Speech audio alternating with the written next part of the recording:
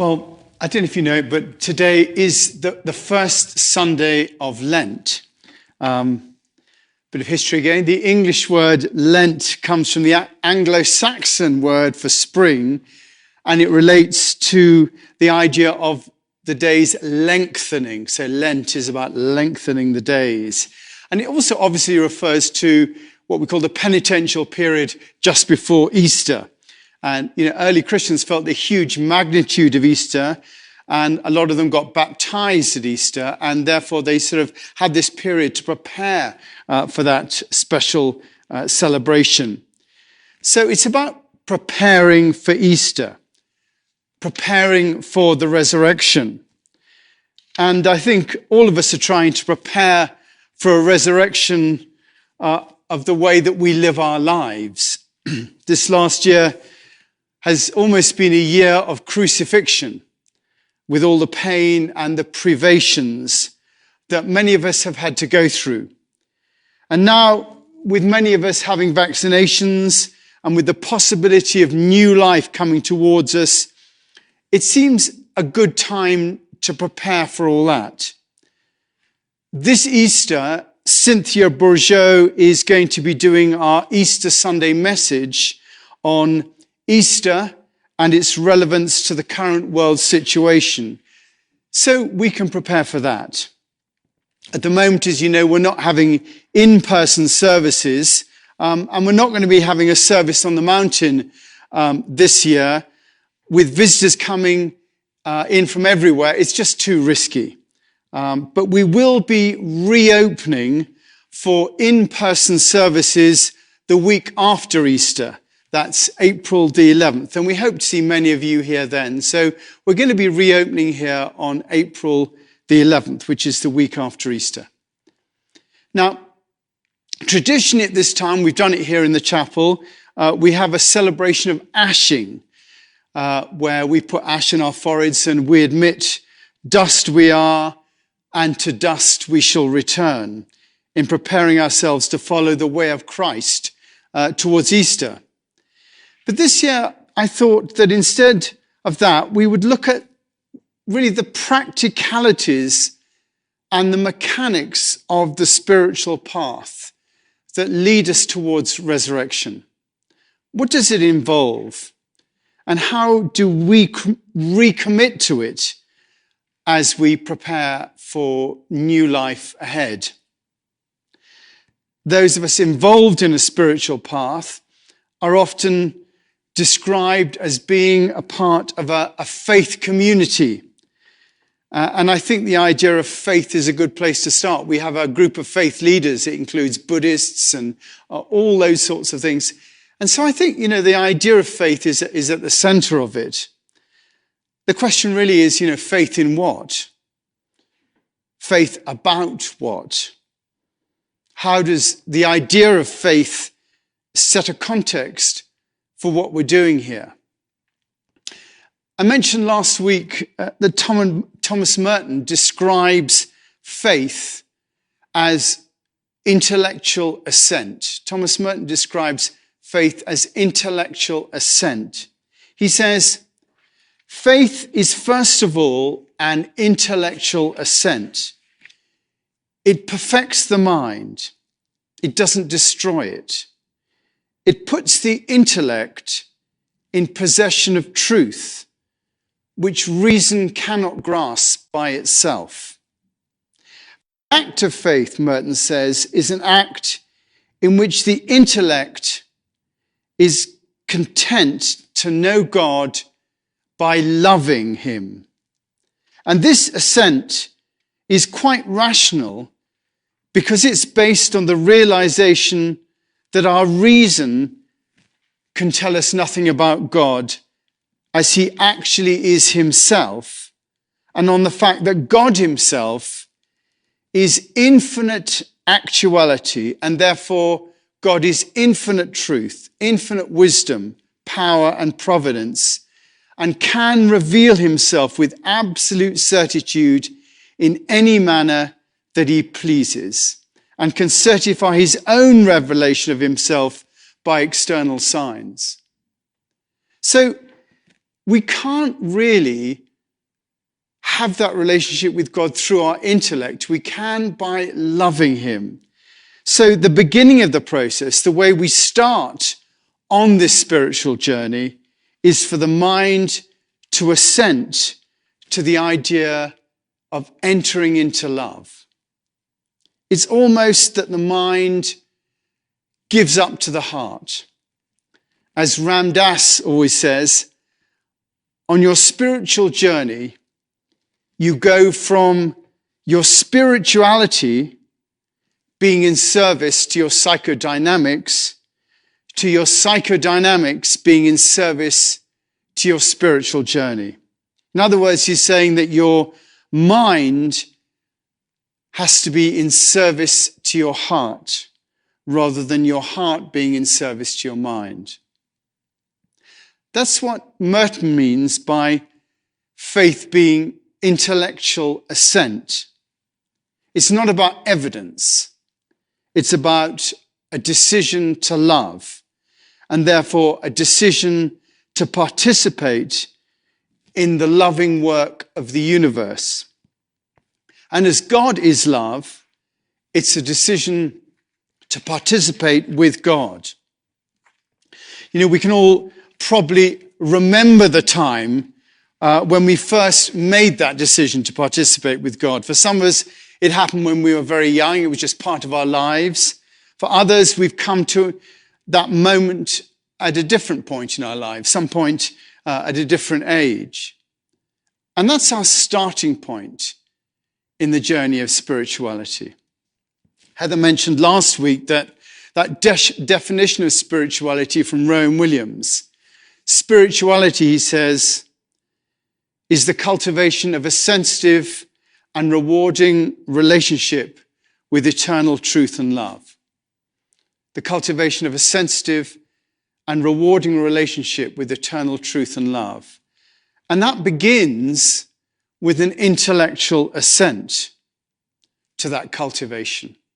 We have to remember this when we begin on the journey of Lent towards resurrection. We have to remember the intellectual assent that we've made, because it's all too tempting to lose sight of that and end up surviving instead. Rather than loving, we end up surviving. We end up trying to work out the best way to survive, to work out our survival, rather than working out our salvation. As Paul says in Philippians 12, therefore, my dear friends, as you've always obeyed, not only in my presence, but now in my absence, continue to work out your salvation in fear and trembling. For it is God who worked in you to will and to act in order for you to fulfill his good purposes. You have to assent to love to begin to work out your salvation. Salvation from the Latin word salvus, which means safety. We work out where we are fully safe. That's the job of spirituality. It's to work out where we are fully safe. And that fear and trembling that's mentioned is the sensitivity that we need to do that. Fear and trembling that our hearts will miss something along the way. But ironically enough, when instead you turn to your mind and try to work out your survival, which most of us tend to do, then we're actually moving away from that place of safety. By having the mind take charge rather than the heart, we move out of that place of love and try to control life for ourselves, which of course will end up in more fear and worry, as we know deep down that we're not in control of our lives. We have to choose to love rather than choose to fear. Both options are always available to us in any moment in time. We can choose to love or we can choose to fear. We can choose to work out our salvation, our safety, or we can try and control and survive. And to give intellectual assent to love is to put ourselves on the way to that place of safety. And it takes us towards that place of resurrection. Resurrection, resurrection. Those are the two words, resurrection, which literally means resurrection, to rise again. From the same root of the word that gives us the word resurgent. Resurgent. Lent is a journey towards resurgence. And given what life's been giving us over the last year, that is a path that we do want to be on. So our first step is to give an intellectual assent to love, for the mind to begin to serve the heart rather than continuing to try to control circumstances. And with that begins the cultivation of that sensitive and rewarding relationship with eternal truth and love. Where we move from there, from that assent to love, depends on the maturity of the mind in giving assent to the heart. That eternal truth and love that we aim to have a sensitive and rewarding relationship with is, in fact, the unfolding universe that we are a conscious part of. Most of us here have come to accept the idea that the universe is all of a one, that there is no separation of us and everything else out there. But in reality, we are a united beingness expressed in different forms that are interdependent. I think that's what most of us have come to that idea. A while ago at the chapel, we looked at a declaration of interdependence. And I'd like to just briefly revisit that now in the light of what we're talking about. And if you're interested in looking at it, it is on the front page of the website. If you want to look at it, you just have to click on it where it says, and you'll get this. And the declaration of interdependence that we had, that we came up with, this is what it says. It says, we hold these truths to be self-evident, that everything is created equal, that everything is endowed by its creator with certain unalienable rights, that are among these are life and the coexistence of all other created things. And to that end, we assert that all of creation is a part of one interdependent whole, and that the role of humanity is to ensure that it does not assert its own species' right to exist above any other species. To that end, we should attempt to cooperate with all life forms to enable a harmonious coexistence of planetary life. That no one person, community, race, or nation is superior to any other person, community, race, or nation, and that all should attempt to live in harmony with each other. That communities are interdependent with each other, and that sharing bounty, benefits, and problems are the only way to create a harmonious planetary existence. That all communities should aim to understand how to learn from and contribute to all other communities. And that the role of the individual is to develop wisdom and understanding to cooperate with individuals and community around it. This is the basic understanding of the next step of the journey in spirituality. I don't propose to go into the whys and wherefores as to how I see this idea of unity of reality as being true, this non-duality where there is no us and them, but just us, this oneness of all things where our place is to participate in the evolution of consciousness so as to help serve the purposes of the universe to realize itself as being one with the divine. Here at the chapel, we've been through those ideas many times, and if they are unfamiliar to you, then a decision to give intellectual assent to love will take you to a point, I think, where these ideas do become clear. I want to assume that we have that understanding here, that not only have we given intellectual assent to love, but we see that in the context that this love is universal in all things, and through that love we're connected with everything else. This puts us in the starting point of participating in the evolution of consciousness.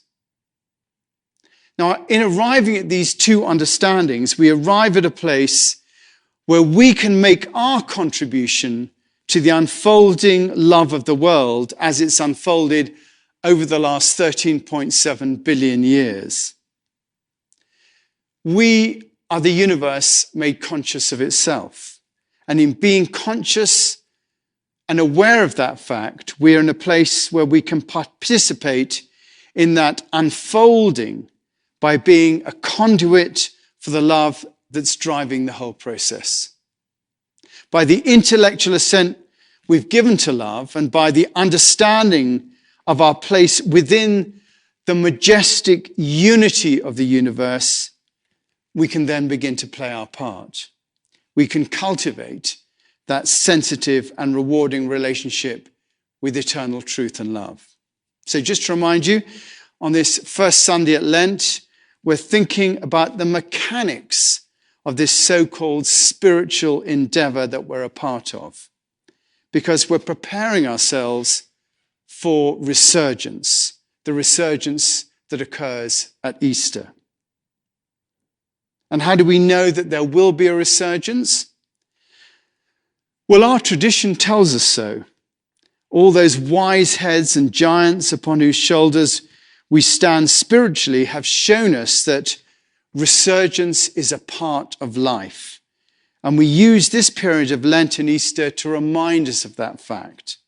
And also our eyes tell us that this is so, particularly in the circumstances that we find ourselves now, coming out of the pandemic as the world rises in a new way.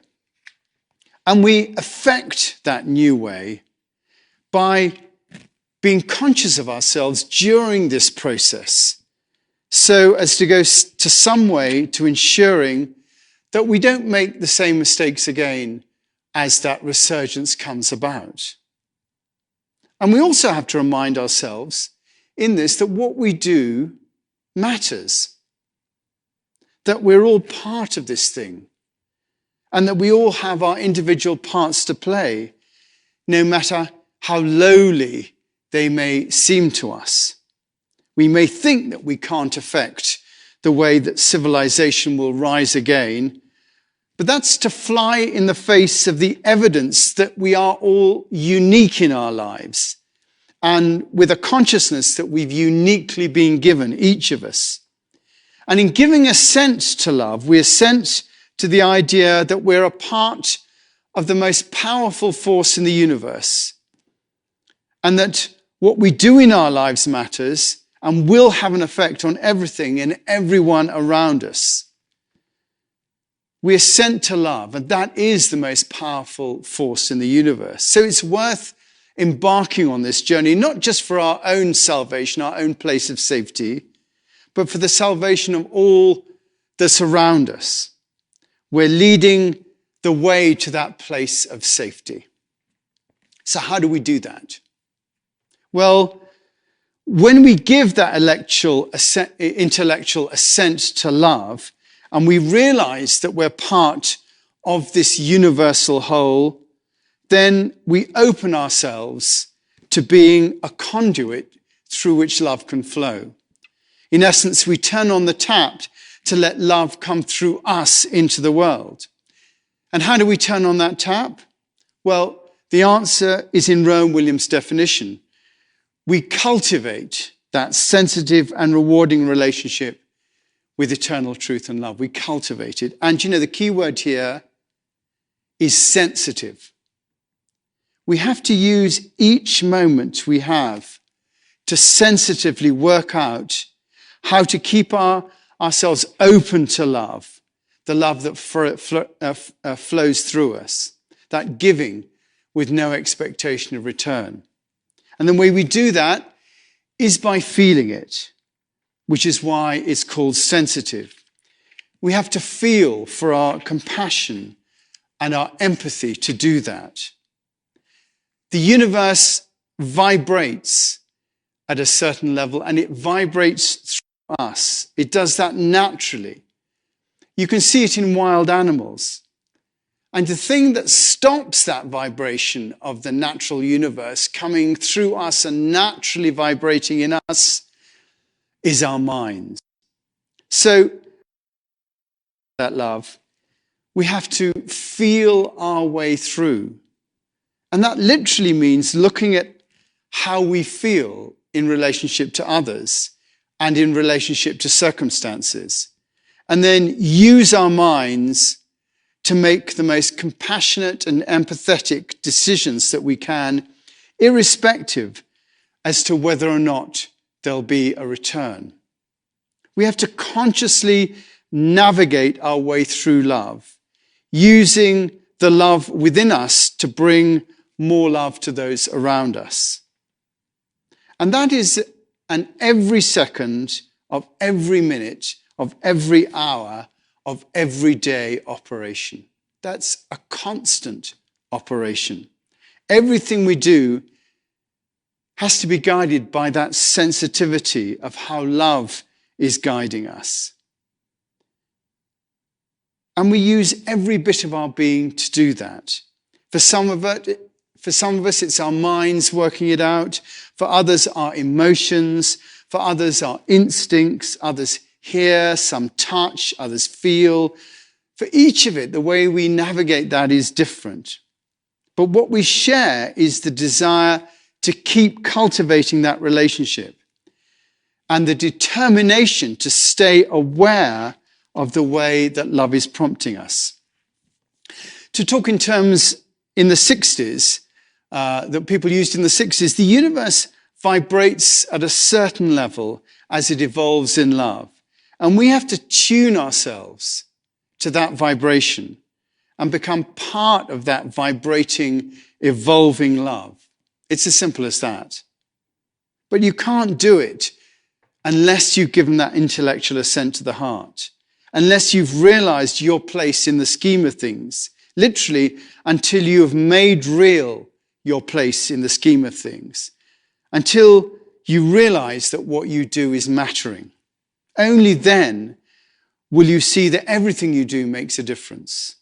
It's like in meditation.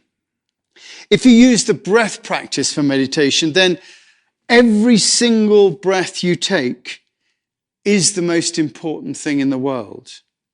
Every time you say the mantra, it's the most important thing in the world. Your mind tries to interfere with it and tell you otherwise, but the meditator knows that there is nothing more important than remaining in the heart, and that what the mind is offering is illusion. So you stay with the breath, you stay with your heart. So in life, every action makes a difference. And our awareness and sensitivity at all times is what enables us to cultivate that sensitive and rewarding relationship with eternal truth and love that will take us and all around us to that place of safety that all creation is moving towards. Now, we're all going to take missteps and make mistakes, but we continue, in spite of that, to work out our salvation, our place of safety, with fear and trembling. For it is God who works in you to will and to act in order to fulfill his good purposes. Thanks, Matt.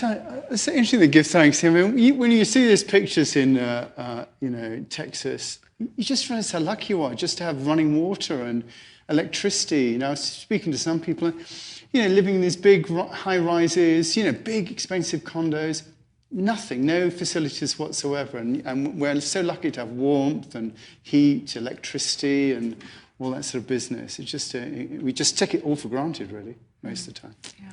Anyway, on just go back to the subject of it. I think the whole idea of the mechanics of spirituality is interesting to me because if you're going to be an engineer, you look at the mechanics of engineering, the physics and all that, and the maths and all that sort of business, and you work it all out, and then you sort of do your engineering bit. But with spirituality, it sort of all tends to be much more touchy-feely. It's like, oh, well, we'll just put it out there and have faith and all that sort of stuff. But, I do think there is a mechanics to it. And I do think that if we're aware of the mechanics of our spirituality, and you can chime in, Matt, if you want to be part of this conversation. If we're aware of the mechanics of that spirituality, then I think it puts us in a place to be much more in the driving seat. One thing that's interesting to me is that it's often counterintuitive, isn't it? What we really need to do spiritually wise. And I was struck, golly, from your talk, a lot of things, but one is like Thomas Merton talked about choice freedom versus response freedom, and sometimes in life, choice freedom versus response freedom. Yeah. So sometimes we think the greatest freedom comes from being able to make choices, but sometimes in our life, as in the Serenity Prayer, there is no choice. We have our lives as they are, yeah. And it's to the extent to which we can accept our lives and receive reality as it is, and respond to that, like to completely surrender with our whole beings. That out of that comes freedom. And that was some of the mechanics of that song you were singing, Matt, wasn't it? That surrender. Yeah, it's surrender is a choice. It's like I choose now to say yes to love. Yeah. I choose to say yes to what's all around me, but you have to let it in. So that's at least that one particular song I think really spoke to that.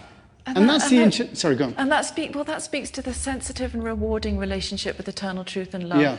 That we choose to surrender. We choose to trust that there's something deeply upholding our lives, a deeper coherence, a deeper love, and by truly surrendering into that, that's deeply rewarding and satisfying and nurturing. That's very good. Yes, that actually ties all of it together. The Rowan Williams thing. If you have the intellectual assent to the heart, if you surrender in that way, and you know that there is that unity that is there, that there is all of one, then you can surrender to the uniqueness of your life, the uniqueness of your mind, and to know that those things that are coming towards you are things that will enable you and take you to that place of safety, which is counterintuitive when you just want to run away and survive and hide. Yeah.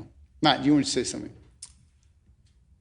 I was just thinking that, this idea of choosing surrender, it's loving a response is one thing. Like if someone says, I love you too. Or, you hear something that compels you to love. But I think but that's after you hear it. If you're carrying a mindset of, I will always try to carry love in the forefront, and I'm going to try to let my words and my actions speak in that way, regardless of what is happening in front of me, especially if you're met with conflict or with someone that's pushing back, or you were serving the other week about political differences, like how to meet somebody in love. That's a choice. Yes. Because the response can be very maybe the natural response might be to push away or to push back. Yeah. So yeah, it's a tough road to walk, to choose love. Yeah. At times. And there is always that choice between love. We'll talk about this a bit more next week. The choice between to love or to fear. And which choice you make between the love and fear bit sends you on two different paths. Well, one final thought, if we have time, is just at this point in Lent, we've got all this time ahead of us for Lent, just to not. Sometimes I feel like we want to go through. It's kind of, I guess, spiritual bypassing. To go through the whole horriblenesses in life and get to Easter and get to the resurrection bit. Yeah. But really, like, it's within life exactly as it is. It's within the horrible bits. It's within our struggles. That's where the invitation for this sensitive and rewarding work is. And I just feel that so strongly, like to let life work me, to let circumstances mold me and work with them. That's the opportunity of Lent. I love that. Thank you.